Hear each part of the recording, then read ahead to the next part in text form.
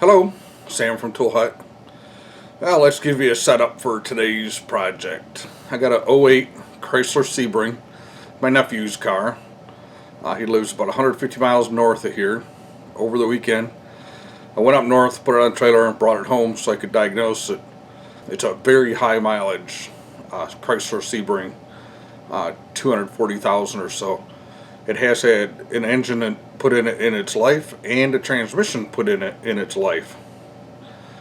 Not real sure who did it. I'm not the one that did that kind of work. I'm sure it was a shop up closer to him. So, problem is that the transmission continues to go into limp mode. I'd done some work on this car previously. I put a throttle body on it, checked some wires, stuff like that, because the throttle didn't work.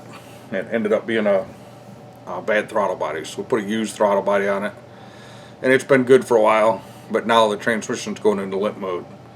So I thought I had a pretty good diagnostics video for you, but just to show you the power of the pre-inspection, I guess, visual inspection, I'll bring you along, show you what I found. There will definitely probably be a part 2 to it. I'll show you the repair for this part. We'll do a verification to see if it fixed it. If it didn't, then there will be an additional diagnosis and repair on it. So it could turn out to be 2 or 3 videos on this one car. Just depending on how things go. But my opinion, you got to start with the obvious and work from there. So stand by.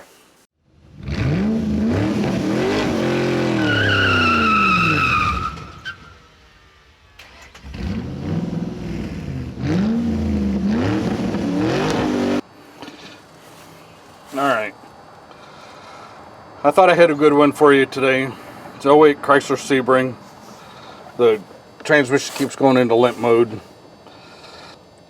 I went up and looked at it, and the pressure sensor for the line pressure is staying at 5 volts.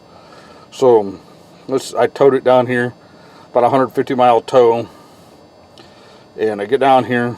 First thing I notice is my connector's not even staying on. It broke on the side of it. So I thought I had a pretty good diagnostics video for you. I'm going to start with putting a connector on it. I don't know, I got to start with the obvious. It's definitely not pushing down on there. It's not clicking. So getting a connector before it gets anything else. Stay tuned. I'll bring you back if there's a part 2. Okay, just wanted to show you that diagnostics videos don't always go as planned. Sometimes you think you got a really good one and it turns out to be nothing much. So a lot of videos I've done have turned out this way, and I haven't posted them. I wanted to post this one just to show you that it does take a lot of work and I guess a lot of luck to find a really good diagnostics video. Sometimes it's really easy to fix. Sometimes they're a real pain to fix and they don't turn out to be a good video. And then there's ones like this that, you know, you would think that you could have taken it anywhere and gotten this fixed properly. I will tell you, this was never taken to a shop to get this part fixed. He's been running around with the problem with the throttle, and there's been several shops that looked at the throttle. It was just a throttle body, and they kept blaming it on a problem with the transmission, saying that's the reason the throttle didn't work. So I guess it's possible that somebody has looked at it for this, but they kept blowing it off just based on the fact that there was a transmission code in it. We've been fighting some transmission codes for a while. So I'm hoping this fixes it. Obviously, we need to start here. I'm not a big believer in putting a whole bunch of parts on something just to see how many parts we can put on it. I believe in fixing the car, fixing it right, and, you know, being as little charge to the customer as possible. Like I said, this is my nephew's car. He's not going to pay a lot for labor. There will be some parts that he has to pay for, but he doesn't have the money to be wasting on a guess.